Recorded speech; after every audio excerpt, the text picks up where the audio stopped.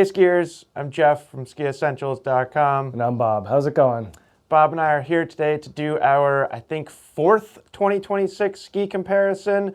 We're now moving into the mid-90 millimeter waist width range, and we alluded to this in the past video, but kind of going forward when we're splitting up these width ranges, we're going to try and start with what we're calling the freeride skis, because we're kind of organizing them as most approachable to hardest to ski. Is that accurate, Bob? Maybe demanding is a better Most word than demanding. hardest. Yeah. Yeah, and generally what comes along with that is, you know, more stable and less stable, but it's not exactly that cut and dry.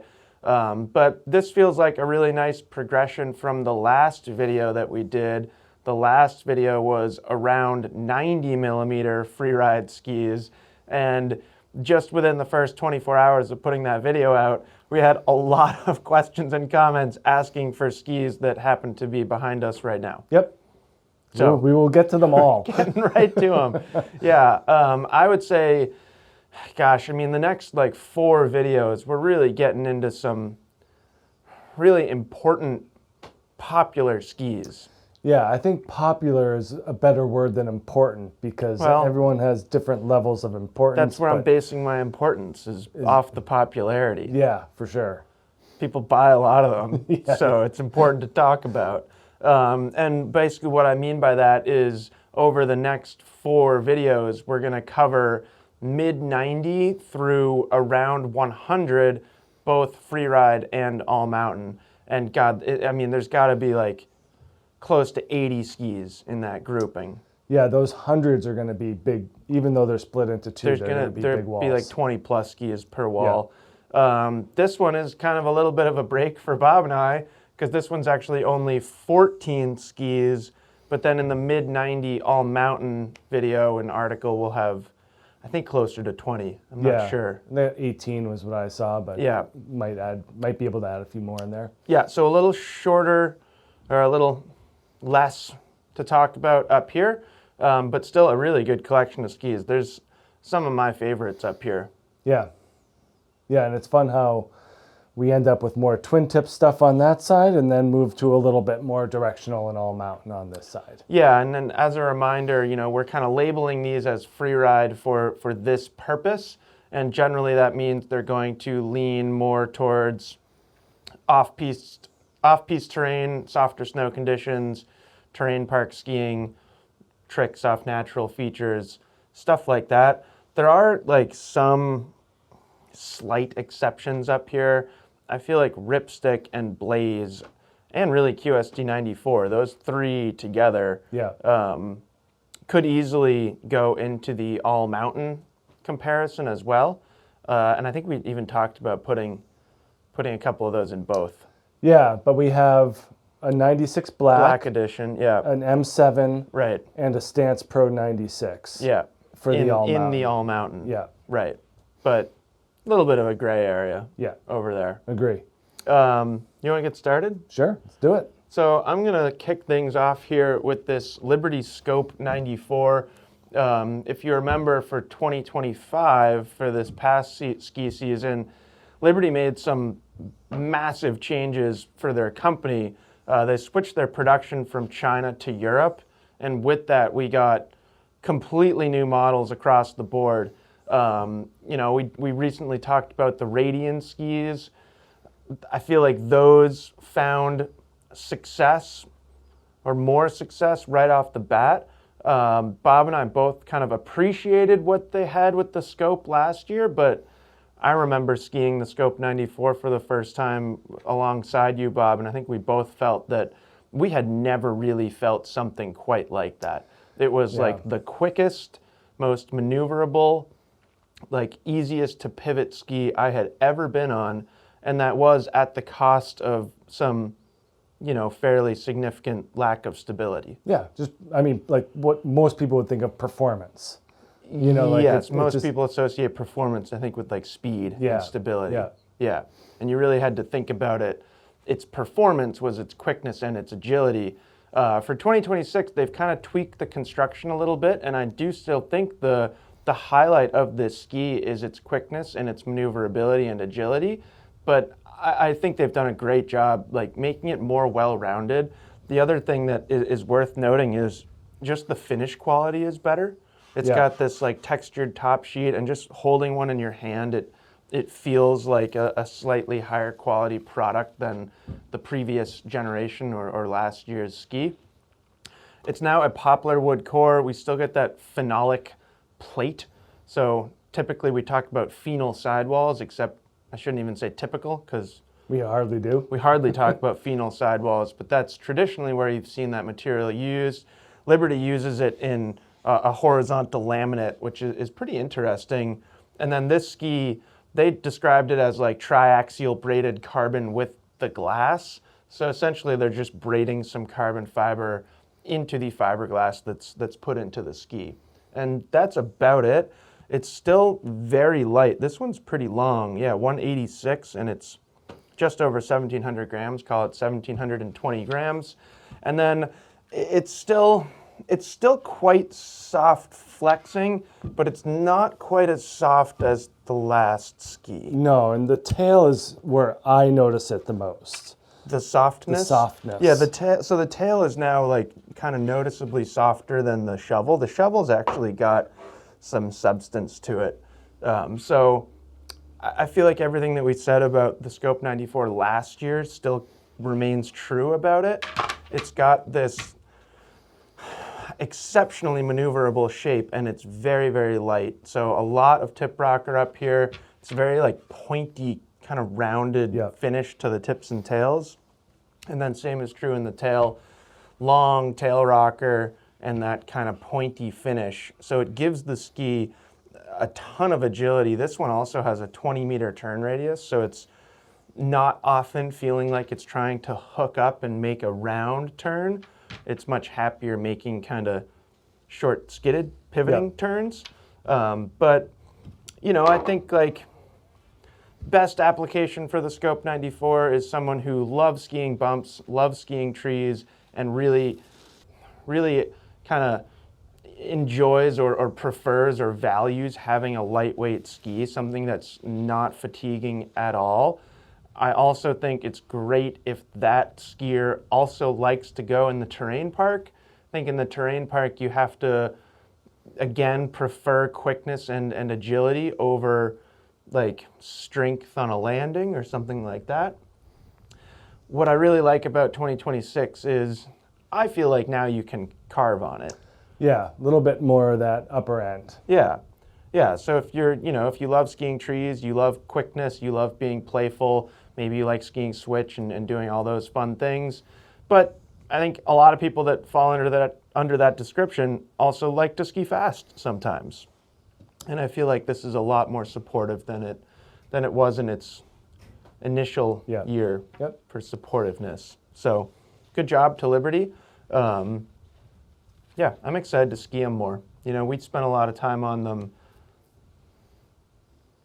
two seasons ago. Less this past season, but maybe we can hop on some new ones this year. I got a pair. Of this year's? Yeah. Yeah. Of this. Oh, I have the 99. I don't have the 94. No, I mean, I love this thing in the bumps. Really fun in the trees, super mobile, easy to slash and smear. Yeah. I know it might be lost on some people who don't ski at Stowe, but we often refer to things as being good Stowe skis. Yeah, this is a good Stowe ski. I'm going to take it one step further and say this is a good six-pack ski. Oh, where sure. You can lower angle trees, bumps. You get to the park off the six-pack. Yeah. You don't have to deal with the big burly trails, the lift line, the nosedive, the hayride. You can keep it on more mellow terrain. Well, and I think like it can ski that steeper terrain as long as you prefer kind of slower speeds and more methodical, technical skiing. And yeah, I suppose I shouldn't say that we didn't spend a lot of time on them this past year. I spent all of my scope time on a 99. Not a 94. Next up here, Armada ARV 94. This ski returns structurally unchanged. We do get a new graphic for 2026, so we are still in the poplar era of this ski with an ash insert underfoot.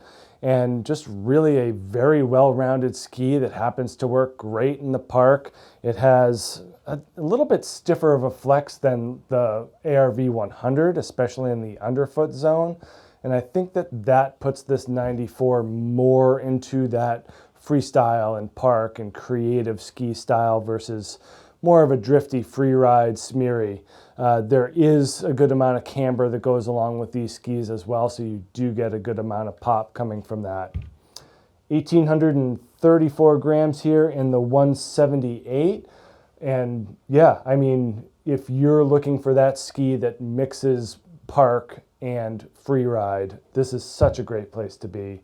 And we'll probably say same thing about the next 5 or 6 skis. You know, like they're really just all prime examples of skis that can walk both lines of freestyle, free ride, and all mountain.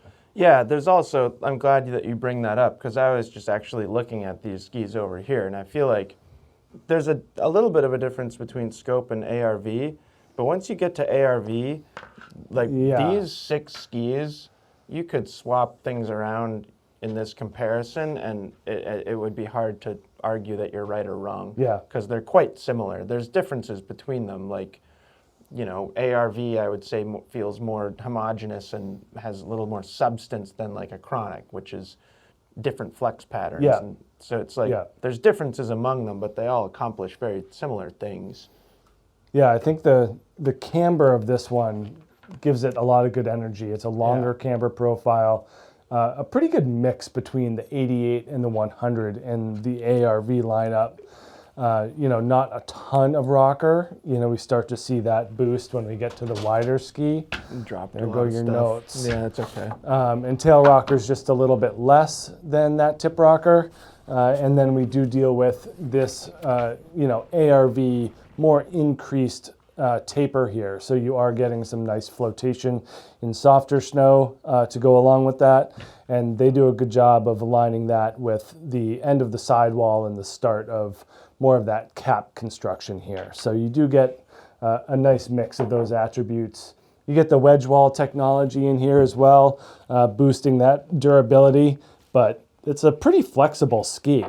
You know, it's consistently flexible, like you were saying. There's nothing surprising about it, like the Chronic, which is gonna, you know, kind of vary how the ski feels from turn to turn.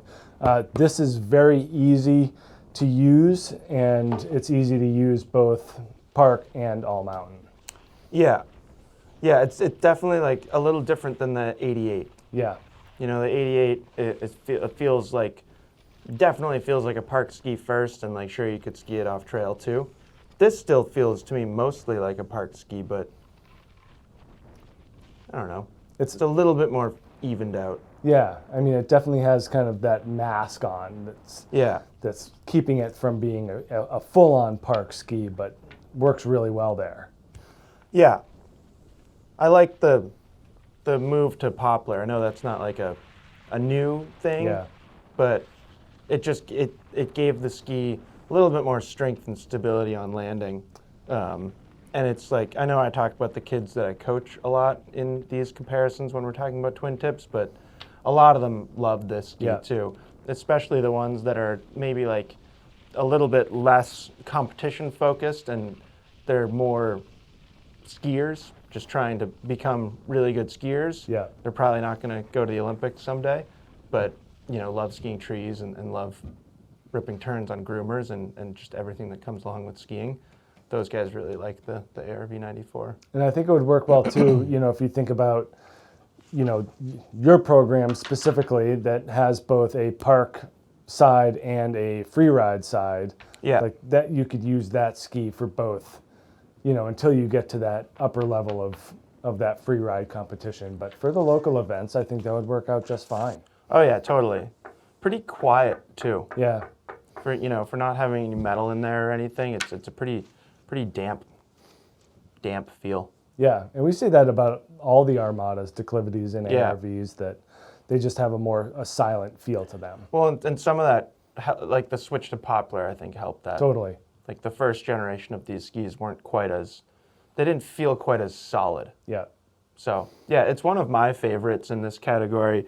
And I mean, you hit the nail on the head. It's just a really intuitive ski. That's why it's the second one up here. Yeah. And you can do just about anything on it. Like, you know, it's always interesting. That's one that my wife tends to really like every time that she skis it. And it's fascinating that I can really like it as a park skier, and then she can like it as a ski racer. Right.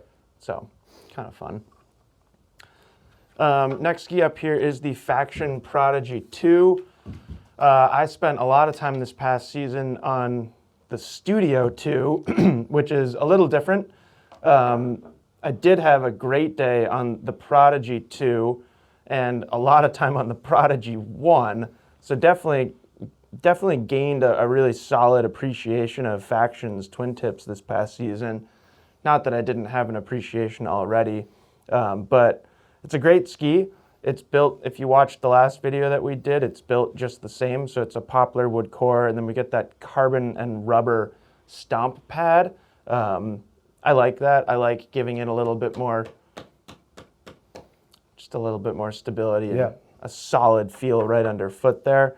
It's not light, so it's 2,000 grams on our scale here. This is the 183. And the Prodigy 2 to me is just, I mean, again, it's like we're going to say such similar things. It's an exceptionally well-rounded ski. It's maybe a little stiffer than we got in ARV, and I do kind of feel like this is one that you can start to push pretty hard. If anything, I feel like Prodigy and Nightstick here, they actually surpass a lot of the skis, even on your side of the wall, in overall stability. Yeah. Like Ripstick and Blaze, like I would say a Prodigy 2 and a Nightstick 97, they both feel a little more solid. Yeah, and you know, this felt like it should be over there, but I also felt like those twins should be well and it's grouped. Like it's the flatter tail, really. Yeah. I mean, this is just any of these skis with their tail rocker and with their twin tip shape, they're gonna be more forgiving than a ski with a flatter tail. And then Prodigy 2 has a really, really nice, well-rounded shape. I do really feel like Faction's trying to make this a twin-tip all-mountain ski rather than just a wider twin-tip park ski. So a good amount of tip rocker up here. There's a lot of camber, which I think is cool because that's like, you can really actually push against it on a groomer. And then its tail shape is pretty similar to the tip, except just a little shorter in the length of the rocker there. Not a crazy amount of splay, but definitely enough that it feels agile and easy behind you. It's kind of paired with some subtle early taper. You see more taper on the Prodigy than you do the Studio. So that gives it a little bit better soft snow feel, in my opinion. A little bit more quickness. And it's hard to like pinpoint a highlight of the Prodigy 2 because it's just quite good everywhere. Perfect example of like a potential one ski quiver if you're looking in the twin tip range. I think it's really, really fun in the trees. I think you get a mix of looseness from the rocker, but then like pop from the camber, so you can kind of, it feels like you're kind of bouncing around through the trees with a lot of forgiveness too, a lot of ease of use. It's not the strongest ski when you're going really fast, but I'd say strong enough for most people. And then if you want to take it to the park, there's certainly nothing wrong with that. You know, you can mount this thing pretty darn centered, but it almost feels like the sweet spot for it is a little bit further back. Do you agree? Yeah, and I think that I would be happy, you mentioned it as a one ski, and I would be more than happy using this. Yeah, it's awesome. Almost every day. Yeah. Yeah, there's like, again, there's the reason why it's over here is there's really nothing surprising about it. Right. It's just, it's an intuitive ski that feels supportive and stable, but also pretty darn easygoing. Yep. So yeah, it's a really, really good ski. What do you think of new graphics? I like them. Yeah. Do they go that way? I think they go that way. Again, like the Prodigy 3, just from the coloring, I think is just a standout. I don't think we have it here, but not over there. There's some other factions over there. Yeah, no, I think it's a really cool ski. Yeah, and this next one, for me, falls under the category of more surprising and more overwhelming. We have kind of a continuous discussion of, like, I want to include a category for judgment on skis that's called whelm. And so you can either be overwhelmed or underwhelmed by a ski based on your initial impression. Yeah. And for me on this wall, this is one of the most overwhelming skis, something that really... In a good way. In a good way. There shouldn't be much of a use for me on paper. Like when you got one of these things early on, yeah. you know, it kind of, you know, sat in our office for a little bit. And every time I looked at it and I'm like, eh. I do remember that now that you bring that up. You were pessimistic about the Nightstick 97. Since then, you'll probably actually see some footage of that original ski. Yeah. With like that was like a limited run graphic. Like the moon. Yeah, but the ski itself hasn't changed, and that's definitely the one that I skied the most.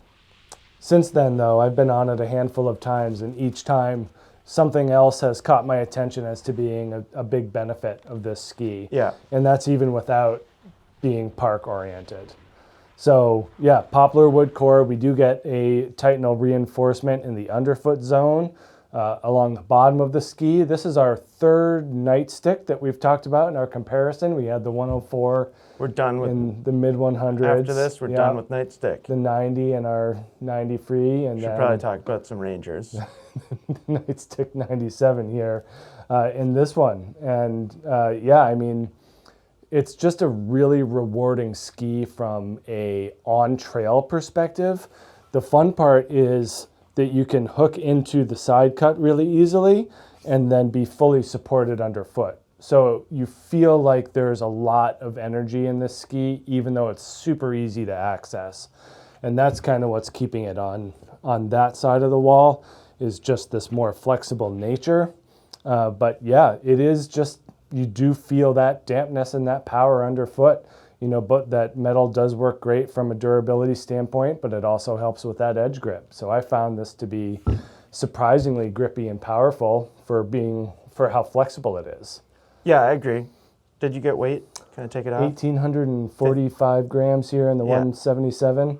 Yeah, no, I agree with what you're saying. Like, the first time when you, like a couple of years ago, when you were talking about that first ski that I had, I like right away I really liked it as a park ski. I thought it was great. Yeah. I don't think I skied it in like good snow conditions that entire first year that I had it, because I didn't fully appreciate its performance as just like a fun all mountain ski, kind of until maybe last year.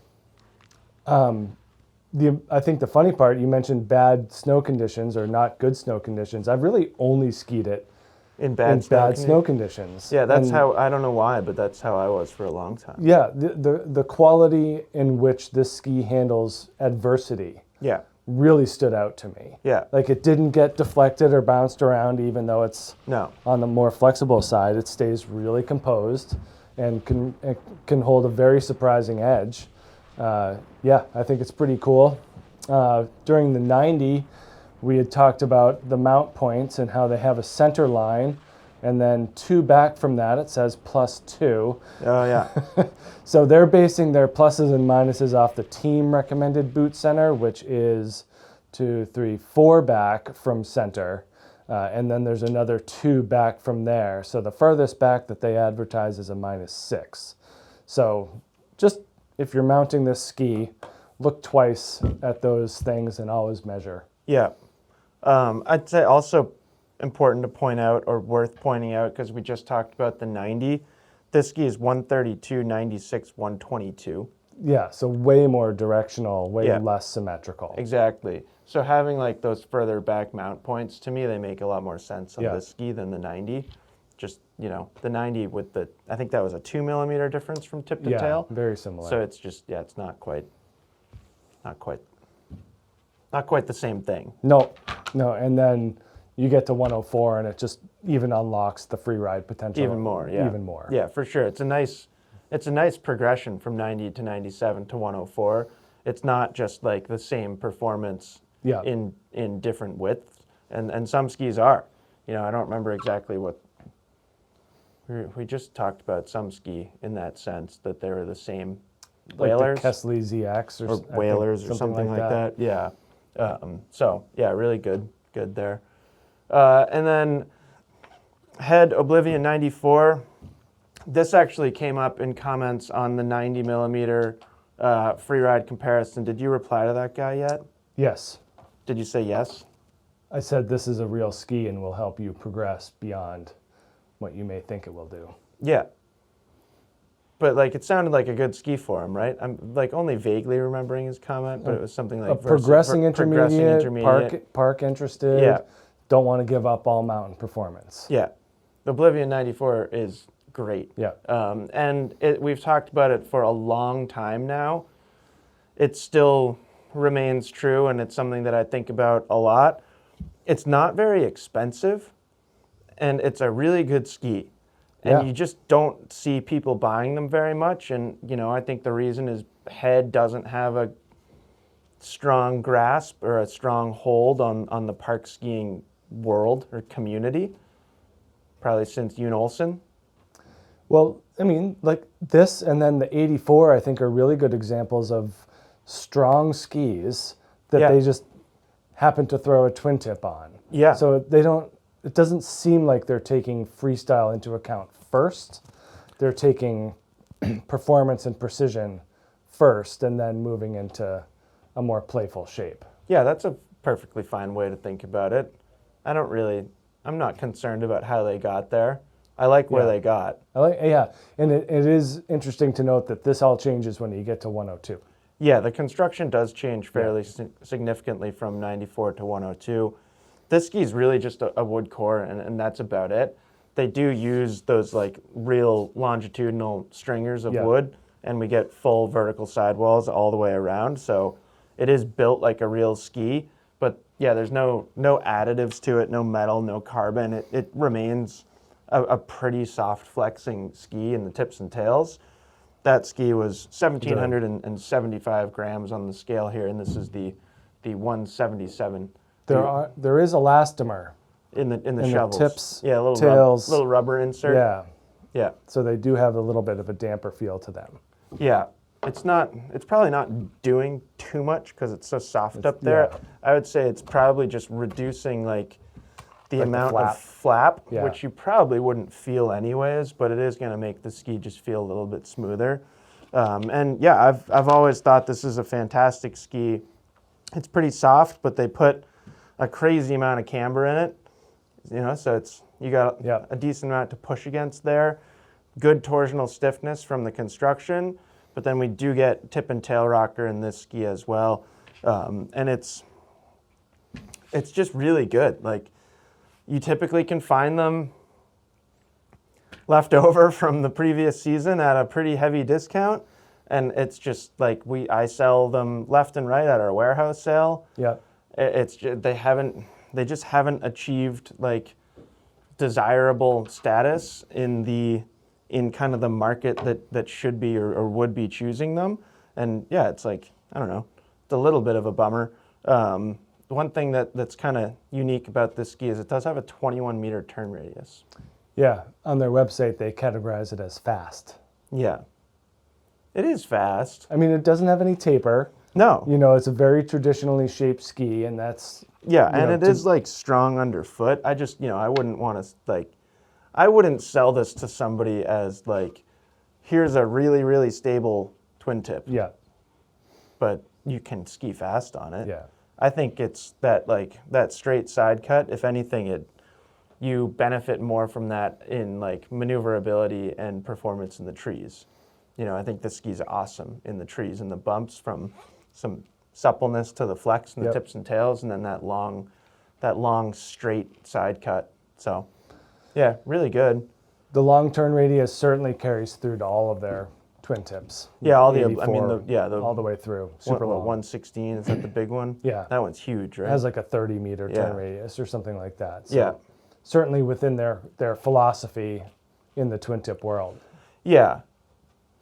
Yeah. And it is more traditionally shaped. I think you said something like that. Like, you know, and pretty much across the board now in the twin tip world, you see little amounts of early taper here and there, and this is one that doesn't have any at all. Kind of reminds me of the Idolo that we talked about in the 90 video. Yeah, and just more abrupt splay when we're looking at them this way along the wall. Yeah, it's like that kind of classic twin tip shape. Right. The 84 is even exaggerated. Yep. Because the 84 has like no rocker, and that ski is like full camber to there and then just juts out in the tips and tails. What do we got next? Omen Team. Omen Team is next, Bob. Yeah. All right. So this ski now in what, year 2, I think? Yes, correct. And I don't think we have much footage of this graphic, so you may see footage of older graphic. I think it was interesting, Omen taking over for Poacher. We always kind of talked about the K2 Poacher as being, you know, one of the more durable, one of the more strong twin tips on the market. And I think this Omen does a great job at replacing that with those characteristics. But I think it does offer more of kind of a modern freestyle take. Yeah. You know, more taper. It does Feels have like a the little softer lighter in its flex. swing weight. A little bit lighter. Yeah. I was, you know, blown away because we had skied Poachers for a couple years, and then watching Colby Stevenson win what, X Games gold or something like that, or Olympic gold or something, yeah, on a Poacher, and I couldn't wrap my head around the fact that this kid was doing this stuff on a 96 millimeter twin tip that we've always thought like this is a pretty burly ski. He's like as big as you. Yeah, he's a big, strong guy. He's young though. Yeah. So, you know, moving to Omen Team, you know, is the concern that it's going to take a little bit off of that top end, and I don't think so, especially not in this middle section of the ski. We do get some, I would call it Reckoner influence more in kind of the way that the tips and tails are shaped, but yeah, still and the way feels, they feel. Yeah, but still feels a little bit more Poacher-like in that underfoot zone. They are built with an aspen wood core. We do get carbon stringers throughout the ski to stiffen it up a little bit, and then that Reckoner kind of thinning of the tips and the tails does bring about a little bit lighter of a swing weight and just a more modern overall feel. 1,853 grams here. This is the 170, so if you move up in size, you'll probably see an uptick in weight. They do feel pretty solid, and we've noted that about Reckoners as well, that they are just a little bit heftier now than they used to be, and that delivers just a more stable and confident level of performance. But I think the big deal here is more the taper than the rocker. You know, this is kind of a little bit low, nice and smooth, but nothing abrupt like we saw in that head. But I do think there's a lot to be said for this amount of taper in a park ski like this. And I think it aligns well with the flex of the tip. So you're getting a lot more playfulness in the tips and in the tails, you know, pretty symmetrical looking in terms of rocker and taper in this ski here. But yeah, mid-90s underfoot, twin tip, mostly sidewall, does transition to cap. So you do get that nice cambered energy underfoot, and you also get, you know, just that heftier overall feel. And I think it'll be hard for non-K2 fans to transition to an Omen Team. You know, I think that this is like, if you're a K2 skier, you seem to progress with the brand from a twin tip perspective. Yeah, you're not wrong. I definitely see that in the younger generations. Yeah. You know, there's no reason that you shouldn't or wouldn't. Yeah. Yeah, like if you're an ARV 84 skier, chances are you'd probably really like skiing an Omen Team too. Yeah. They're not too far apart. Omen, I've always thought Omen, and that it, like you were saying, it goes back to the Poacher years too. They're like a little stronger. Yeah. We're also heading into an Olympic year, or a winter Olympic year, Yep. I should specify. And I haven't seen any new graphics, but you'll definitely see this ski in the Olympics. You just won't see this graphic. Yeah. They should do the red, white, and blue. I'm surprised that more companies, specifically K2, which does have more of that American-based feel to it. Was that the 244 that had the? Am I completely off? I don't know. I mean, the 4 had a red, white, and blue. That first, Is that one the that ski Bodie skied. Is that the one I'm thinking of? Yeah, but it was racing. I don't know if they had a twin tip that. Like was Bandit? No, was that Rosignol? Rosignol was Bandit. Yeah. I'm like, my mind's all over the place, I think. Are you What is thinking the ski that I'm thinking of? Was it in like the Marksman era? There was something in that era that was a little I might bit just be more- thinking of the 4. Yeah. And then they had like the Johnny Mosley bump ski Yep. that was red, white, and blue. Yep. So. But I think I'm thinking of we'll the see that 4. here. Because the 4 is the same generation as Bandit-ish. Close, I think. Right? Yeah. Yeah. Yeah, that's where my mind is going. Yeah. It was 30 years ago, so give me a break. But yeah, no, I think this is great for anyone who's progressing or upper level. I mean, up to and including Olympic level athletes. Yeah, it might not be the best for like a beginner, just because it's heavy. Yeah. Or heavier. Some of these skis like Scope, some of these lighter skis, they're you could argue that they would be more beneficial for a new skier, or even just like going narrower in the Omen line. Yeah. But yeah, really cool ski. Next is, I know a ski that you like a lot. This is another one that like you're not supposed to like on paper. It ranks high on my whelm scale. It overwhelms. Yeah, it's overwhelming. This is the Chronic 94. This is the 3rd season, I think, for the Chronic 94. And it stayed the same in those years. We gotten a different top sheet graphic each year. I remember like thinking back to the first year that we skied these when Emily was still hanging around with us, and it was a blast getting to know Chronic 94 and 101 between the 3 of us. I feel like each one of us had like a great time on them, and the 3 of us are actually all pretty different skiers too, so it was cool to see. Yeah. I think that Line has done a really, really good job. Chronic has been a name that they've had for a long time, and it was always pretty park focused. And it's not to say that these new skis aren't park focused, but to me, they've built a really, really good modern all-mountain twin tip.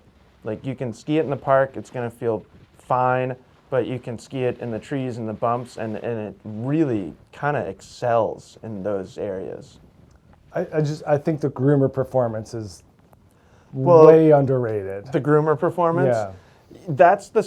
I suppose that's the part that doesn't like, maybe not that its performance outside of that surprises me, but it's their capabilities off trail are kind of where my mind goes to that first. The way that they've designed the tips and tails, yes, it's like pretty strong underfoot, but the agility that you get from the tips and tails is really cool. I almost am disqualified from skiing this off trail though because of that flexibility that I just push through it. But on groomers, you just ski it center. I don't know if you can see it, but you ski the blue. Yeah. You ski the sidewall. Yeah. And you basically pretend like the tips and tails aren't even there. And it's incredible. I don't know how they pack that much energy into.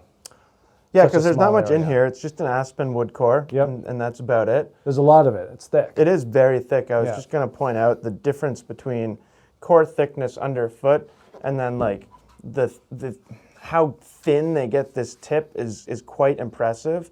And that's like really where my mind goes. It's interesting that you and I apparently think of these skis differently.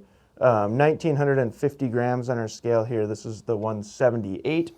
And it's just like the way that they mill the core and designed the flex of the ski, it matches the shape so perfectly. So there's quite a lot of tip rocker. There's also like a lot of surface area in the tips. And the same is true in the tail. They do taper a little bit more in the tail, but not that much more. Again, long rocker, good amount of splay. You can see that kind of increased taper in the tail, giving you a little bit more quickness, a little bit more agility just in the end of your turn if you're kind of trying to pivot or slash a turn. And those rockered sections, that's where it's really thin. So like we were talking about earlier with the homogeneous feel of that ARV, this does not have that at all. You know, it's like, it feels very different right there than it does underfoot. And then the tail is quite soft. So it's like, I just really enjoy all the different things that you can do on the Chronic 94. And I don't think you ever really used to talk about a Chronic that way. You know, like go 4 years back to older Chronics and they weren't as dynamic and they weren't as versatile as these. Yeah. And I just think that's really cool. So for me, I think about their park performance, really good, very modern shape. 94 is definitely not gonna, it's not so wide that it starts to feel sluggish. And then I really, really enjoy just how well that shape performs off-piste and in softer snow. And then you can talk to Bob and he loves the groomer performance too. And it's not that, I'm not trying to discredit its performance on a groomer. I guess just when I ski it the way that I like to ski, I start using the shape a little bit more. Yeah, I like the same reason I like the Nightstick 97. I've done that 100 times. That you can feel the entirety of the edge throughout the carve. Yeah, you know, there's no lost contact. Yeah. And that's fun for the flexibility. It doesn't equate to high performance carving like you'd see in a Nordica Enforcer 94 by any stretch. Right. But the ease of access of the entirety of the ski is what stands out to me. Yeah, and it doesn't ever feel like nervous. No, and if it does get nervous, whoop, throw it sideways, you're right back into it. And that's the side of its personality that really comes out for me. Yeah. Is the ability to throw it sideways. And it does that really, really well. Yeah. No, every time I get on it, I'm just more and more impressed with what it can do. Yeah, we got some footage of you on this new graphic. Sweet. I don't think I was there. It's very sad. No, it was a beautiful day. That's why you weren't there. Awful. Move on to my side of the wall here, Jeff. This is Volkl Revolt 96, and I believe this is our heaviest ski on the wall. I own this one. Yeah, these things are, I mean, I think they're dynamite. I think they're super fun, really well-rounded. They're so heavy. Almost 2,200 grams here in the 181. And every time that I say I wish they made a longer length, I then look at that weight and I'm like, yeah, I don't really want a 2,400 gram twin tip. But yeah, these skis have returned unchanged for this year. So multi-layer wood core, we do get that thicker feel throughout, and that's how they get that weight, is just a lot of wood in here. Good amount of fiberglass, but yeah, really hefty, sturdy feel.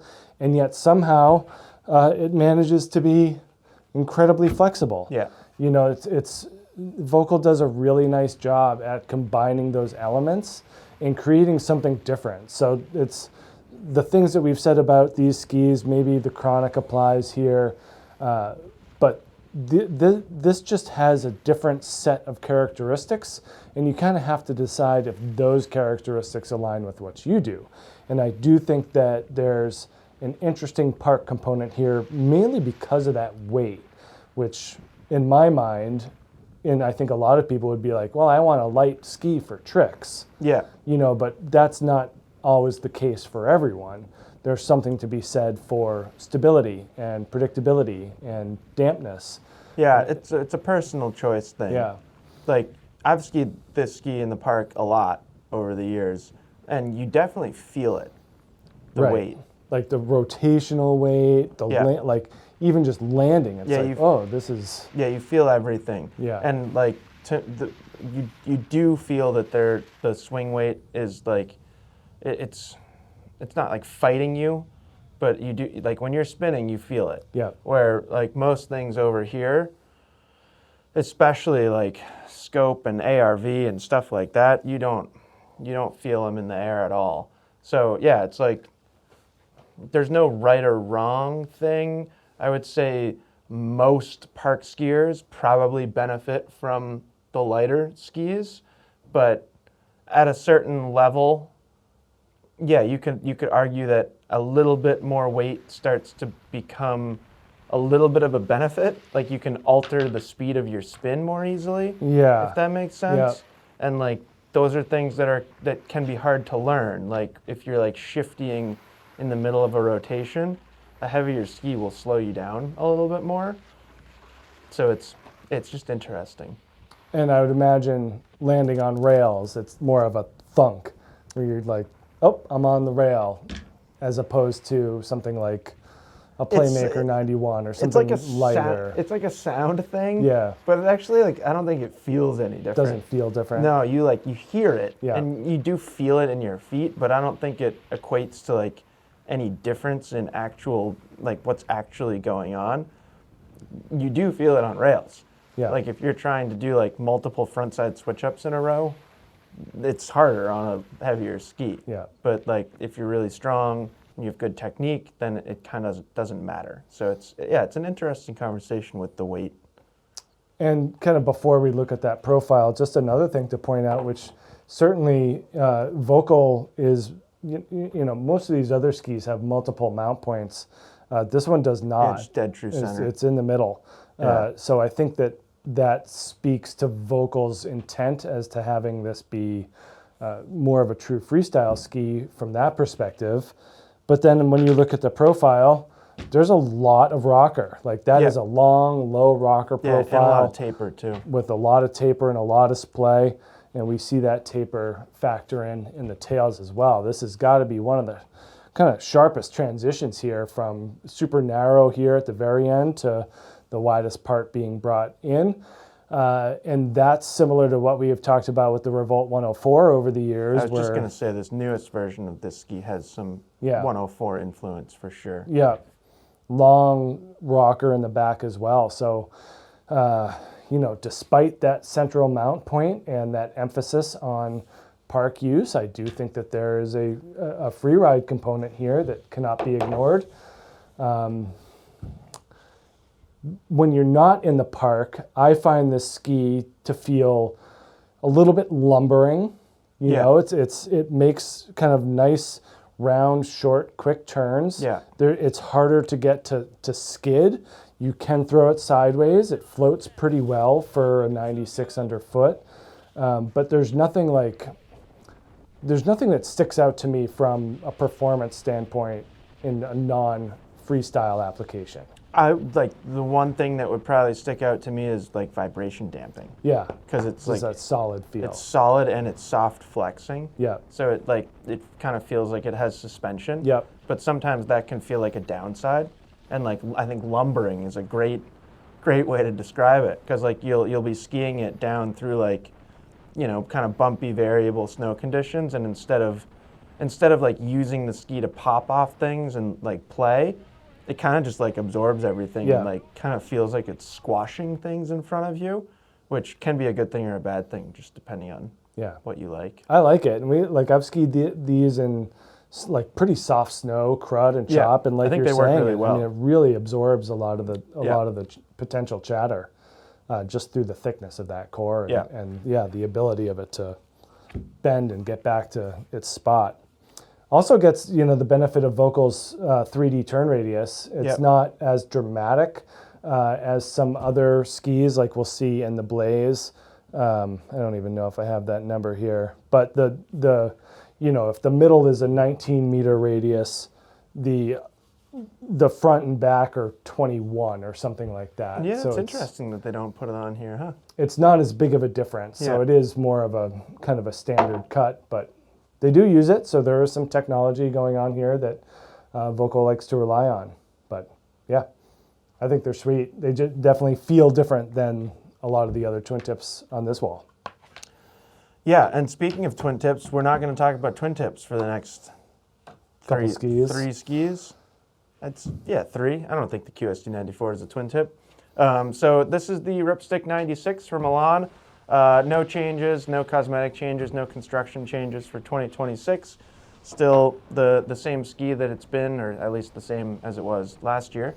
And I really like it. I know like Bob and I have had different experiences on it over the years. We have a lot of footage on this ski, and something that I think that you should look for as you're watching this and watching the footage of us skiing it is watch how the ski acts when I ski it compared to how it acts when you ski it. There's footage of you skiing hayride that I'll try and put just right here, and you can see the tips like moving. Yep. And I feel like you've talked about that before, and I feel like there's a lot of clips of me skiing it, and I feel like you don't see the tips moving. And I think that's just 100% a skier weight thing. So it's very interesting. And I think like it's not the first time we've had these conversations, but whether it's going to work for you is based on your expectations, and it's also based on like your skier build, like your actual size and how you ski. And then for someone like me, does the benefit of the lightweight energy that I like about it on groomers outweigh? Right. That's another personal decision. Yeah. Yeah. It's like I would say for you probably, like, you know, I'm just guessing that you enjoy skiing this in bumps and trees. Yeah. And knowing you as a person, if you can ski bumps and trees instead of a groomer, you're going to go ski bumps and trees. Yeah, I'll be happy. Yeah. So anyways, Ripstick 96, still that tube light wood core. We still get those carbon rods. They did tweak the construction. They got away from vapor tip for last season. So a little bit more kind of consistency through the shovel here. It is interesting because they thinned the shovel a lot in taking those vapor tips out, and now it's a little bit softer right up here in the shovel than it used to be. It's still very, very lightweight. Is this the 180? 182. Thank you. And it's 1,700 grams on our scale here, so 500 grams lighter than way Revolt lighter. 96. Yeah, and you know we're no longer in that twin tip world here, but we still get like a really good shape for soft snow. That's the amount of tip rocker. Very progressive splay too. I really like the shape of the tip. We do get left and right skis, so you're getting like a difference in the amount of rocker and camber depending on the inside edge versus the outside edge. More camber on your inside edge, more rocker on the outside edge. And, you know, no longer a twin tip, so much flatter tail back here, but still decent amount of rocker by length, not much splay, and a little bit of taper in the tips and the tails. And I think the only thing I forgot to mention in construction is they use a little bit more carbon. They use some unidirectional carbon underneath the core. Carbon deck is what Elan calls it. So, yeah, I mean, I really like them. They're not stiff. They're certainly stiffer underfoot than they are up here in the shovel. I just think they make such beautiful turns. I want to see it. This is 17.8 meter turn radius in this ski, and I mean it's like I love the way that they come across the fall line. I love being able to flex them really easily in a carving turn. I actually think you can kind of gas pedal it into a shorter radius carve than the stated radius might indicate. And I think they're really good. Like I'm just not gonna lie. Like I don't ever really feel like I'm pushing it past its limit, which is really interesting. Yeah. Because you're not the only person that I've talked to that does feel like they can push it past its limit. So it's a personal thing. It's a subjective thing. I think where people tend to agree much more often with Ripstick 96 is anytime you take it off of a groomer or even on a groomer. If you're just making kind of short, quick turns on the side of the trail, it's going to do that great. And then in bumps and trees and stuff like that, it's really, really quick. I think really the only reason why it's that direction on this wall in this organization is the flatter tail. It is stiffer in its mid body than pretty much anything else that we've talked about so far. So there is that side of it too. It's not hard to ski, but it does like pretty much anything with these twin tip shapes. Like you're gonna be fine if your technique is not where it should be. You know, if you're like skiing the back seat a little bit, you're fine. Where this ski, it's better if you've got proper weighting and proper technique. You're gonna just get more out of it. I think you're talking about like a weight to energy ratio that is different. For ski or skier ski. weight? Yeah. So the Totally. amount of energy that this ski produces for how light it is different. Yeah. And that's what makes it a little bit less accessible. Yeah, The like light, if you don't know what to do with that energy, you might not feel great. Yeah. And that's where I feel like people could find it jittery. Yeah. But like if you're comfortable kind of doing the things, Yeah. and keep you got to keep doing the things on a Ripstick 96. You got to stay engaged and like ski this portion of it. Stay kind of like on your toes. That's how I feel, at least. I'm happy for you. Yeah, I mean, I feel like I've literally made some of my Yeah. best turns ever Yeah. on Ripsticks. Yeah. And that goes back a long time. I remember the first time I skied them, we were out with Ryan Daniel. I think he was on like a Ranger 102 back when it was pink. Might not even been pink yet. And I was on, I think maybe the first year of the generation before this. And I felt like it was the best I'd skied ever. Yeah. And I still feel, whenever I get on a Ripstick, I'm like, yeah, this is great. Yeah. I run into problems with this. Yeah. You know, like I can just flatten it out really easily. That's what I feel like happens is that when I get in a rebound phase that the ski just flattens and bends the other way. I mean, I'm sure it's like doing that for me. Is it just that I don't care? It's very possible. Or like don't notice? Maybe you don't, I mean, it must not last as long for you, is what I'm thinking. Like, I'm just constantly putting that much more pressure and force into the ski, whereas you're able to bounce out of it quicker. Yeah, I feel like you can bounce out of it like instantly. Yeah. That's why I like it so much. Yeah. Like the bounce feel as you're transitioning from carve to carve in this ski is off the charts for me. Yeah, I just smush right through it. It's fascinating. And I mean, you kind of feel the same way on the Black Edition, right? Like the new one doesn't really solve that problem for you. Does not, nor does the longer length. Yeah, is so what I've found. It's just interesting. So it would be impossible to stand here and say that the Ripstick's going to be great for everybody. It's pretty hard to say that about any ski, but is it going to be great for some people? Yeah. Yes, absolutely. Yeah, this is now like, ever since the carbon cores left, this has been the one that has caused the most debate about the difference between skier weight and style. Yeah, I agree. Another flatter ski here. This is the Volkl Blaze 94.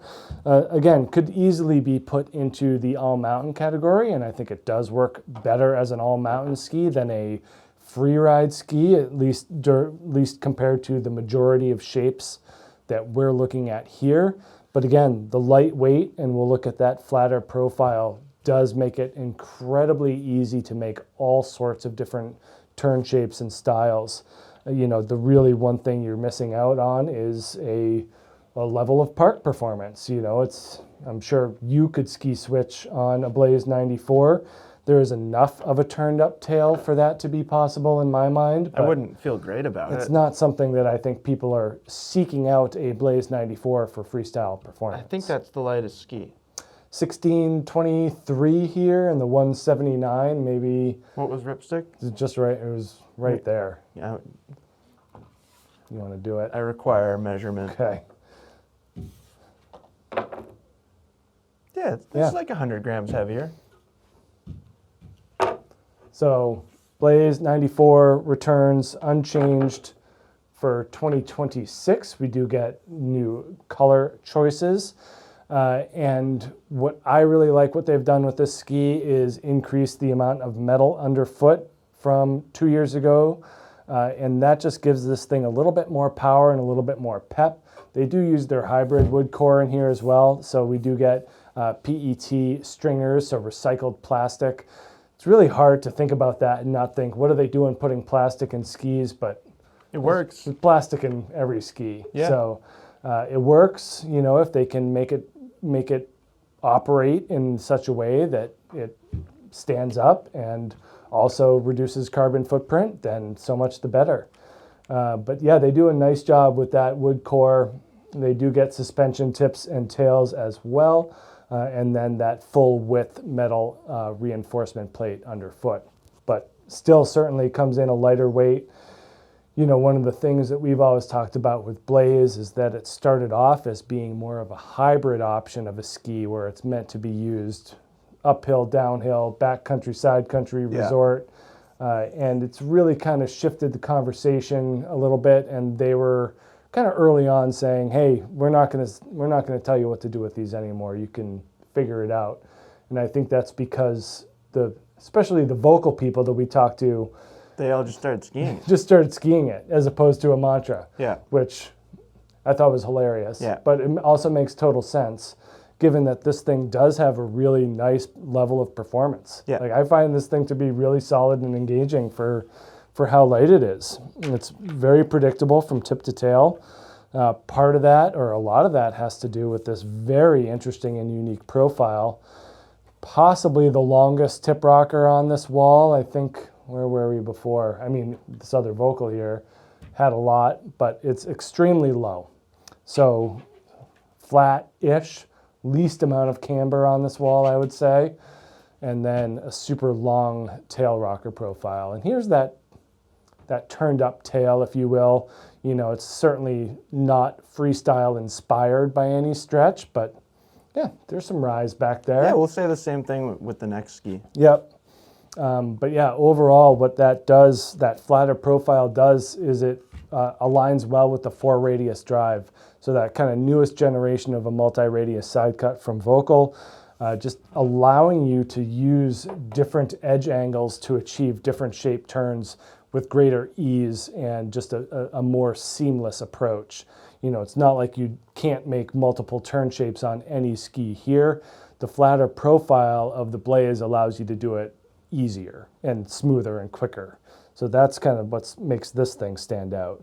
But yeah, lots of good energy. I mean, it's not as flexible as some other skis that we've had. It's a little bit stiffer, and it's also just more consistent. So you're not seeing kind of a kink in the bend like we do in the Chronic. That's a big difference between a ski that has more of that freestyle and playful creativity versus something like this that does have more of an all-mountain or kind of a general use characteristic. But yeah, I think they're phenomenal in the bumps, really easy to use. They're great in the trees, and I really like the on-piste performance, especially in more shorter radius, more energetic level turns. You open it up and get it going, might get a little nervous at speed. Yeah, okay. I'm with you there. I was over here eagerly anticipating getting to ask you if you feel better on a Blaze 94 on piste than a Ripstick 96. Yep. At speed? Yep. Fascinating. Yeah, without question. Because I'm fully flipped. Yeah. Like, and then I think it's a shape thing. Do you agree? It's got to be. I guess. Because like I don't mind the softer flex of the Ripstick. I like its shape. Yeah. Because it feels like it pulls me in more. This does feel stiffer, but it's weird. Like I don't feel like I am ever pushing through a Blaze 94. Or I won't say ever, but yeah, compared to a Ripstick, it's not even close. I guess I don't feel like I'm pushing through it. I just don't feel like it doesn't engage the first part of the turn as well. Yeah, it's interesting. Yeah, no, I get right into it, and I feel like that flatter profile allows it to hook in a lot sooner and just bring you in nicely. Oh. What a great example of the subjective nature of ski performance. Yep. And I mean, those skis are pretty similar overall. Yeah, we could have flipped them. Kind of designed for certain similar things. They're, all mountain skis that kind of lean towards off-piste performance. Yeah, and lightweight, and if you think about versatility in terms of being touring capable, these two skis are very versatile. They both have little skin attachment points. Yep. So just hands down, would you rather own a Blaze 94 than a Ripstick 96? 100%. I would 100% rather own a Ripstick 96. Yep. I would get the other color, and I would get the 186 or whatever it is. Fascinating. But, yeah. Yeah, and that would be... I don't dislike it as a product. I just don't. It's never really worked for me. Yep. No, it's always been right up there on my list. Fascinating. When they come around with their skis, I want to ski a Blaze 94. I mean, I guess I've always known that. I don't know that I've ever realized the stark contrast in our opinions on Blaze and Ripstick. Nope. I think it's really nice and predictable, and yeah, it's lighter, but what are you going to do? Can't have everything. I mean, I feel like the lightweight is more of a benefit for what it's intended for. No, that's true. And I understand where you're coming from. This ski, on the other hand, this is a very interesting ski, and I think both Bob and I absolutely love this ski, probably for slightly different reasons, but it's gonna be hard to find somebody who dislikes a QST 94. I think if you dislike a QST 94, you don't like the graphics, Sure. and you have a sour attitude about it already, Sure. or you're just a contrarian. You're like, it's not a mantra. You know, I think that skier Those are probably the reasons. won't like a QST 94. But Yep. if you're being objective and you're in your truths, then it's going to be hard to find some bad things to say. Yeah. Yeah, so all new QSTs, or not all new QSTs, like the X and the Echo remain the same, but the bulk of the QST line is all new for 2026. We've talked about it quite extensively at this point, but they did a really, really good job about it. We are certainly not the only ones that are talking about the success of the new QSTs. I've seen it all sorts of different places and different outlets in the industry, people talking about the improvements to these skis. And if anything, this 94 is the biggest change from the ski that it replaces. The ski that it replaces was the QST 92. We always really liked that ski. Like, we would sing its praises all the time. It's still a great ski. It's still a great ski. Someone just wrote in and was like, is it worth it? Is like to Probably change. for the price that, to change. To change. And I'm like, maybe. It's not like the QST 92 is bad. No, but we always loved that ski from its intuitiveness, from its ability in a wide range of terrain. It was just such an easy ski, such an easy suggestion to a skier that was uncertain, like wanted a versatile all-mountain ski, but they weren't really sure and they weren't super confident in themselves. QST 92 was so good. Yeah. I do think this ski still captures a lot of that, but it ticks up the performance ceiling pretty significantly, and it's an exceptionally rewarding ski that I think is easy to get that rewarding feel. So poplar wood core in these skis. We use some basalt stringers. You can actually kind of see them. And then probably my favorite thing about the construction of QSTs is that cork amplifier. I got to see it in person, and it really feels more like rubber than it feels like cork. So like cork is it's true because it looks like cork, and like I understand why they call it that, but Well, cork contains a lot of rubber. I just feel like people would understand its purpose better if if it was like there's rubber up here, because that's kind of what it feels like. And yeah, it's very interesting construction. It's not like tremendously light. 1,850 grams. This is the 180, and then just like a really kind of middle of the road flex pattern. Yeah. Nothing surprising about the flex pattern. It's not too stiff, so it's not going to feel challenging and demanding, but it's not too soft either, so you can push on it pretty hard. And then the shape here is, to me, where things get really fascinating. Quite long tip rocker up here for a ski that's 94 underfoot. Good amount of camber. And then the tail is fascinating. The tail has a lot of rocker by length, but when you look at the kind of the side cut dimension, or the not the profile, the shape of the tail here, there's not really anything else quite like that. I mean, the other QST than like, blank. or you have to go to something like a Kesley MX88. You know, like it has big wide tails. Like it flares out more than it cuts in. Yeah. Like you really have to go to the wider front side category. Yeah. To get that type of look. And it's interesting because it's like, you know, contrasting something like an MX. Like this has a lot more rocker. Sure. But it still has that wide finish to the tail. Yeah. So like, what happens when you put a lot of rocker in an MX and take the metal out? This, you know, like that. It's very interesting. Yeah. This also has it's a shorter turn radius. This is a 16.5 meter turn radius in the 180, and this thing is just a blast. I love skiing it on groomers. Yeah. It doesn't, you know, like Salomon has the Stance line. Now they've got Stance Pro. So, you know, if you were to compare this to Stance Pro 96, the Stance is stronger, but this is no slouch. And if anything, I would say for most skiers, it's going to be more fun to ski on a groomer than a Stance Pro 96. Because you don't have to go fast to get this incredible across the fall line feel out of it. It's so rewarding. Yeah. It's hard to explain like why it's so good on a groomer, because it's on paper, like it doesn't look like it's designed for groomer performance, but it's really, really good. And then moguls, fantastic. I'm curious about your opinion as the resident mogul expert. I think trees, fantastic. You know, I think you could question,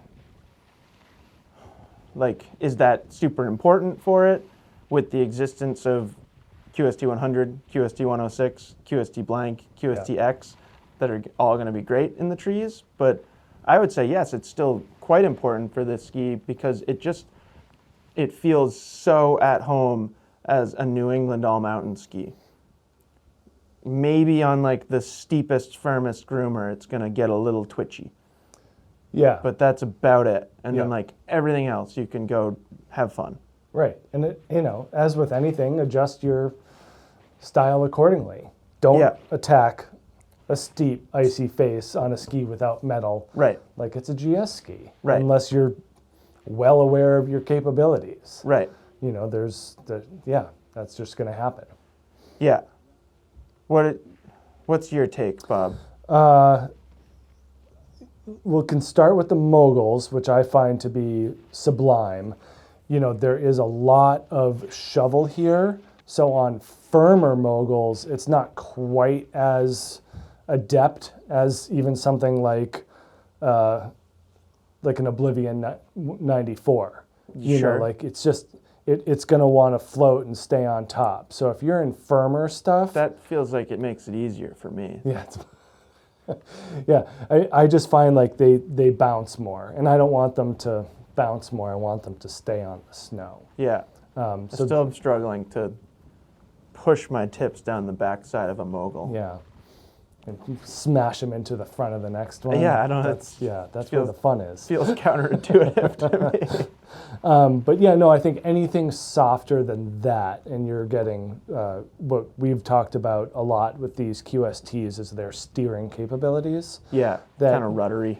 Just whenever you put your input into the boot, the ski has already started that turn. Yeah. It's such a preternatural feeling, like a spidey sense type of deal, where the ski basically knows what it's going to do before even you do.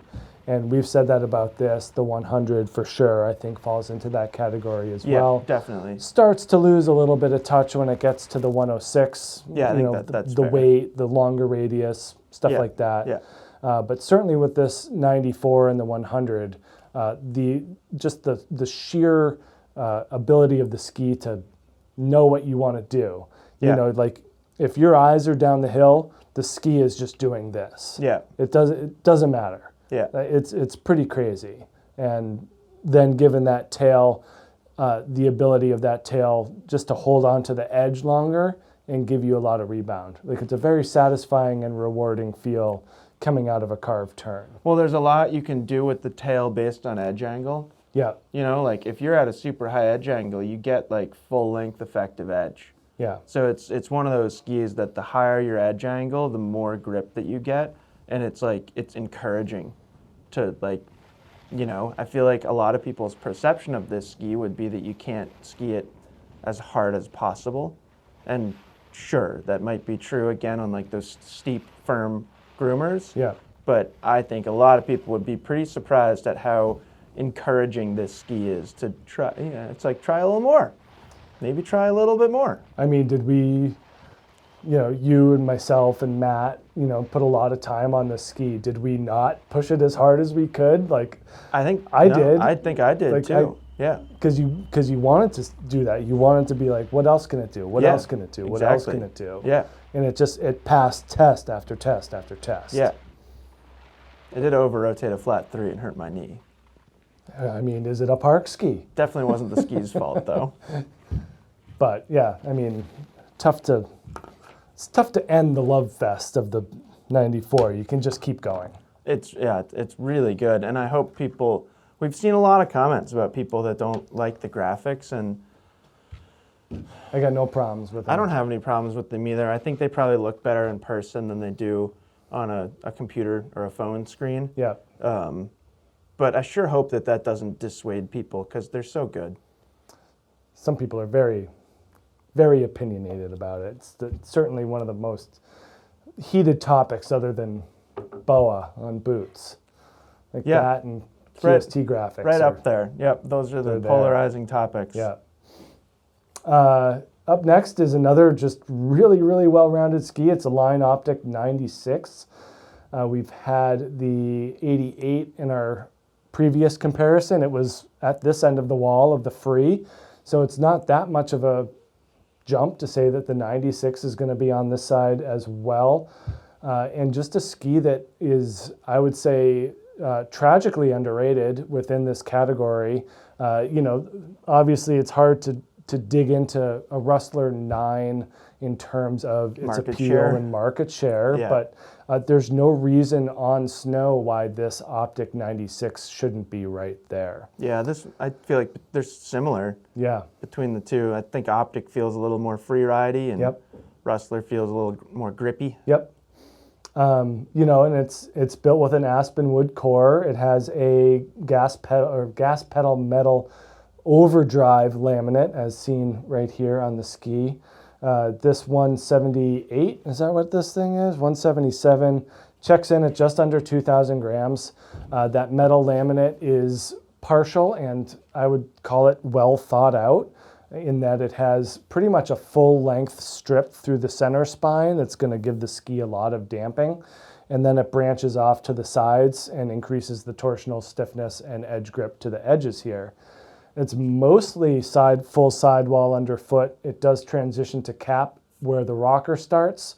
So again, we're kind of dealing with, and I think Line does, obviously does this on purpose with a lot of their skis, but it does change the way that the ski feels underfoot in a carved turn, and then in a more playful and creative manner in the tips and tails.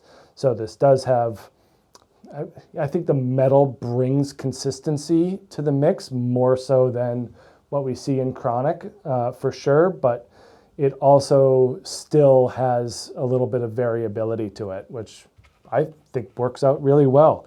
It's not the stiffest ski out there, but the fact that it is able to hold such a clean edge underfoot makes it just a little bit more on the demanding side. With the 88, we were talking about kind of like how the construction is similar to old Rustler construction. Yep.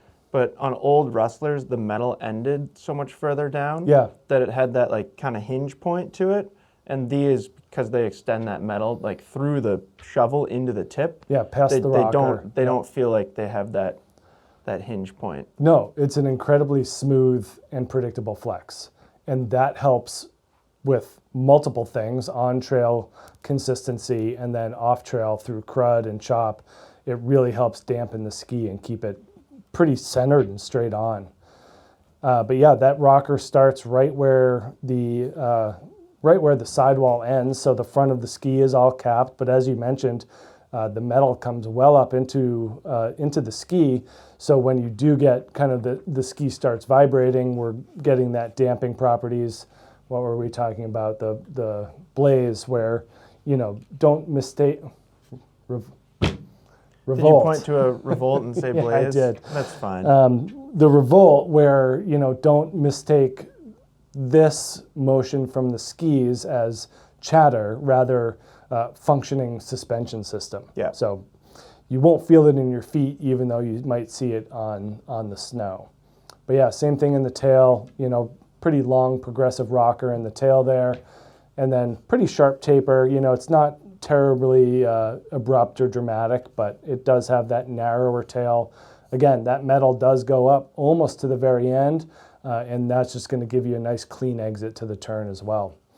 But yeah, no, I think that these are incredibly fun, super rewarding. I think that they make a lot of variable turn shapes and styles because of that mix of flex and then just the factual construction of the metal. Well, and like the pointiness, like this shovel shape, you can get that to do anything. Yeah. It doesn't feel like it's pulling you into a turn like when you might not want to. It's like totally like user control shovel here. So yeah, I agree 100%. You can make endless different turn shapes on it. Yeah, and I do think that there ends up being more of a creative component because of the shape. I mean, this is more of a creative twin tip shaped ski, but then masked in more of an all mountain construction. So I think, which comes first, the construction or the shape? I think that it's fun to think about that and where the ski falls on that spectrum. Like, is it a twin tip that's built like an all mountain ski, or is it an all mountain ski that happens to have a twin tip? Yes. No, I do think that there is that. I think it's shapely enough to consider it more freestyle oriented. I think so too. With a higher performance ceiling. Yeah. If anything, it's kind of like a narrow, like free ride ski. Yeah. Rather than like a park freestyle-y thing. Yeah, and it's also interesting that, the 88 feels really crisp and really precise, and then the 104 is like just a masher. Like that thing just charges. Yeah. This thing slots really nicely in between the two and offers kind of a good mix of both. But I do think that it's, that flex does make it just so fun to use. I think the variety of conditions, the variety of terrain, and the ski's ability to handle them all puts this on a very different level. Did you see Josh Mata commented that he doesn't like the NASCAR graphics? I mean, hi Josh. They're more interesting for sure than some other skis around, whether you like it or not. I mean, it certainly fits in with, I would say, Line's character as a fun-loving and creative ski company. I think it's kind of fun. No issues. Yeah. Next one up here, great transition from the Optic 96. This is the Rustler 96 from Blizzard. Basically the same exact width here. Is it at 186 that we jump up to 98? I think so. Yes. So they're all the same width as the Optic 96 except for the longest one. Yeah. But great ski. It, hands down, one of my favorite skis up on this wall. I don't own one, interestingly, because I generally I feel like all of my skis kind of specialize a little bit more. Yeah. But I mean, if you told me I had to pick one ski out of everything on the market and that's the only thing I got to ski, Rustler 9 would be on the short list of things to choose from. Yeah. 100%. I think this thing is great. I think what they did to the newest version of it is also great. So kind of speaking to what we were just talking about with the Optic, the old version of this ski had the metal in the middle. It was full width underfoot, and then it kind of tapered into the middle of the ski and then ended. the new construction here, we've got True Blend wood core, and then we've got what they're now calling flux form. So there's a sheet of metal underfoot that's not actually physically connected to now two long strips of metal along the edges. So it's kind of like the opposite, and what I've found are the opposite to the previous generation's construction. And I think what I've found and what I think everybody has found is it just gives them more consistency. So those previous Rustlers, you could feel it right where the metal ended, the ski got a lot softer, and those skis were great. A lot of people really liked them. It gave them more of a limitation at speed and on a groomer if you're really kind of pushing the ski. And now I think it's a lot more trustworthy. I love the way this thing turns. I just think it makes such beautiful round carving turns. Yeah. It's pretty impressive. 1,800 and call it 20 grams on our scale here. This is the 180. I'd say it's probably a little bit stiffer than that Optic 96, but kind of in the same conversation. Yeah, just slightly. Yeah. And then it's super playful still because they give it this just massively rockered shape. So without measuring, I bet that's the most splay on the wall in the shovel. It's probably not the most rocker by length, but probably not far off from what is. And then it's probably not the most splay in the tail because of all these actual twin tips, but that's a lot of tail rocker. So you get a ton of playfulness from the shape, from that rocker profile. So if you're skiing in softer snow, or if you're slashing turns or throwing it sideways in soft snow, it does it really, really well.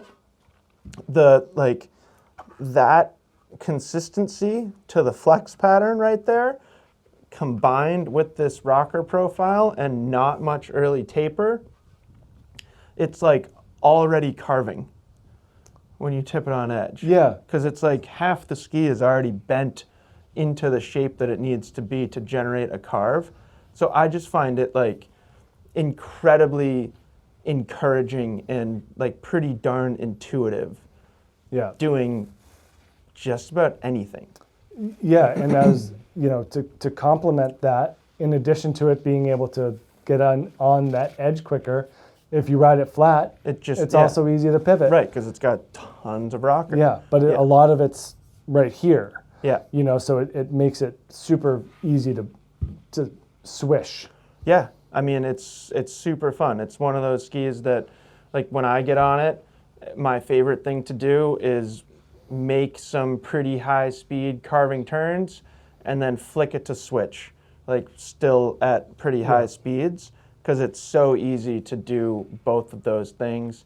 I didn't do it on this graphic, I don't think, but I've even skied them in the park a little bit, and they were fine. Like, I remember doing some 540s. I think I might have done a rodeo on the red version of this ski, and like, it's fine. Like, that's not its highlight. It's certainly not going to feel as good in the park as anything over here, but it can do it. And then it also outperforms everything over here everywhere else, basically. Yeah, and that's kind of the difference between a freestyle ski and an all-mountain ski that happens to have kind of a twin tip. Yeah, it's really good. Do you like the new graphic? I do. I love it. Yeah. I really like the 10. The 10 is probably my favorite Rustler graphic ever. The blue. I really like these. Actually, the 11. The 11 kind of kills it. The color. Yeah. Something about the blue on the 10 that I really like. Yeah. But yeah, I think it's great. I think like the reason why it's over on the end of this wall is it is stiffer. There's a lot of metal in here. I think you have to be mindful on this ski. It's kind of like whether you need it or not. Yeah. Like, I don't think it's tremendously hard to ski, but if you're not skiing at a level where the metal becomes a benefit, then like why not go somewhere like Prodigy? Right. Prodigy would probably be like the best example of a similar all-mountain ski from shape and overall capabilities, but no metal, a little bit more approachable. Yeah. Yeah, no, I think you got to pay attention on this. I think that if you're lazy, you can make it work, but if you don't want it to do certain things, it might have other designs in mind. Well, it certainly at least inspires me to not be lazy. Yeah. Because it's like right off the bat, it's so engaging when I ski a Rustler 9. Yeah, and there's actually like not a huge difference between this and like the Anomaly 94. You know, like there is a difference, There but is. it's not as big as you might think. Yeah, it's not a huge gap. Yeah. So nice high performance ceiling on these. Totally. So Bob put this wall together and decided the organization. I didn't fight him on it, but I will say when I first walked into this room, I was curious why Camox was on that side of Rustler, and then I picked it up and flexed it. It's pretty stiff. Yeah, it's pretty stiff, and it's not like the Camox has ever been like a difficult ski. Yeah. But there are certain things about it that make it stand out. And this is an all-new Camox for this year, and certainly we can reference the older Camox because I think more people are familiar with that. And it's not like this is a night and day difference, but it is different. Yeah, for sure. So new for this year, still a poplar wood core. We do get what they call an ash pocket in the middle of the ski here. So adding more dense ash wood to the mix. They've also changed up the shape and the profile quite a bit. They've added a shorter turn radius, which I find fascinating because I feel like it does longer turns way better. Yeah. Whereas the older Camox had like a 20-meter turn radius compared to this 18, and that thing felt like it wanted to make shorter carves. Yeah. So a lot of that has to do with the difference in the profile of the ski, which this one's a little bit flatter, not quite as shapely as the older Camox. Well, and I think that's another reason why it's on the right side of Rustler. Yeah. Is it is a little flatter. Yeah. And I mean, you could certainly, talk me into moving it even here, and I wouldn't say that you're wrong, but my experience on snow on these skis leads me to think that they operate the fact that they operate incredibly well at speed. Yeah. Similar to the conversation we had with the Rustler, the QST. What else can it do? What else can it do? What else can it do? And, quite frankly, didn't find an answer for the Camox. Whereas the older Camox, I could find that answer. Yeah. Just under 2,000 grams here in the 182, 97 millimeters underfoot. It's also heavier than Rustler. Little heavier, a little stiffer. Yeah. We always talked about with the Camox just the sheer amount of camber that goes on, and this still has that. When you get a stiffer ski that's a little bit heavier and it has this amount of camber, it's going to be a little bit more demanding. It's going to take your energy and it's really going to multiply it because they have that bend in the ski that you got to push against, and then it's going to push back. Yeah. But yeah, a little bit longer and more gradual of a rocker profile than we saw in the past. The old one was a little bit more abrupt, and then we have a smoother taper shape as well. So wider up front and then a little bit narrower as it goes, which is a little bit counterintuitive to the shorter turn radius. I don't know how they make these numbers line up, but certainly it seems like less of a dramatic taper shape in the new ski. And then in the tail, we've talked about this a lot with skis like this, like the Rossignol Super Black Ops, stuff like that. Like, is this a twin tip? Is this a park-oriented twin tip, or is this something else? And I think it's kind of something else. Yeah, even though it has that shape, this splay, but really sturdy throughout, thick sidewall, continues on. It does have kind of a half cap construction in the middle, but then more sidewall in the tips and tails with that thicker overall profile.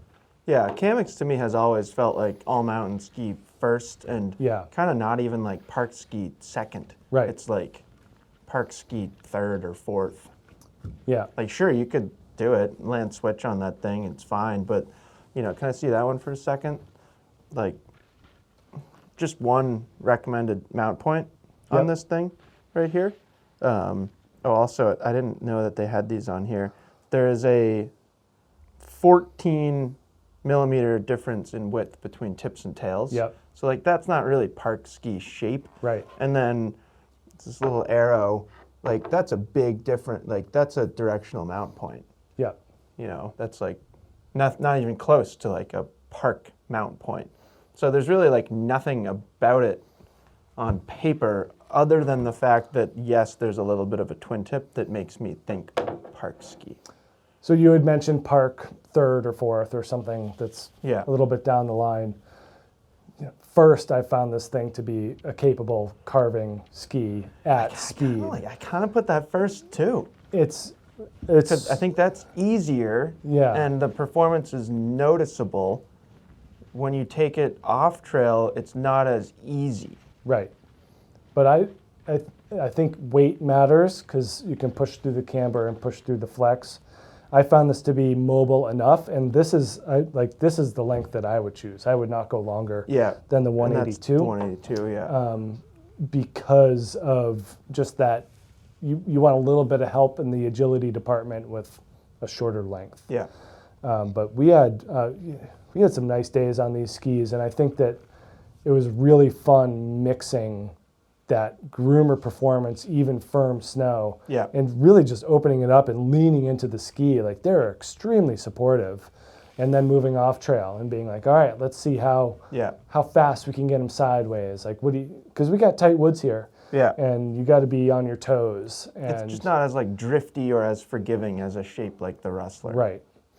So yeah, that's where it gets a little bit harder, but I would put that as kind of second and third priority. Yeah. You know, off-piste, tighter conditions, variable snow conditions, but they work extraordinarily well in an on-piste situation. Yeah. For not having metal and for being kind of a twin tip shaped ski. I thought this thing was ridiculous. Well, and it's like, it's a really good one to end on. It fits here as the last ski, and it's also like a nice transition into what we're going to talk about next as we like really go into what we're kind of labeling as more all mountain skis. Yep. So maybe we'll put that one like off to the side and be like, remember, we ended with this one. Yeah, no, I think that this is a nice improvement. It does very different things than the old Camox does. But first and foremost, stability and power at speed. Yeah. It's crazy. Yeah, it's quite good. It's kind of like in that like Unleashed 98 conversation. Yeah. Where like that feels like the first thing I think of when I think of Unleashed 98 is how well it carves on groomers. Not the fact that it's a twin tip and a No. free ride ski. Yeah. Man, this thing turns well. Yeah. And that's where my mind goes with Camox too. So anyways, that's it. That was fun. I think a nice start to the mid-90 range. We'll definitely try and get the next article and video out the following week. I think we're filming this a little earlier than normal, so I have to think out 2 weeks from actual today. But yeah, I'm excited to continue this progression. I'm also really excited to get to 100 millimeter free ride because that category is stacked now. Yeah. There's a lot of new skis and a lot of really good skis. So too many. There's a lot. Yeah. I mean, it's like tough to choose in the 100 millimeter category right now, and I think that'll make for quite a fun debate, maybe. Jovial conversation. Yeah, I know we have different favorite skis in the 100 millimeter range. So yeah, that's it for now. As always, let us know if you have any questions, and we'll talk to you soon. Bye.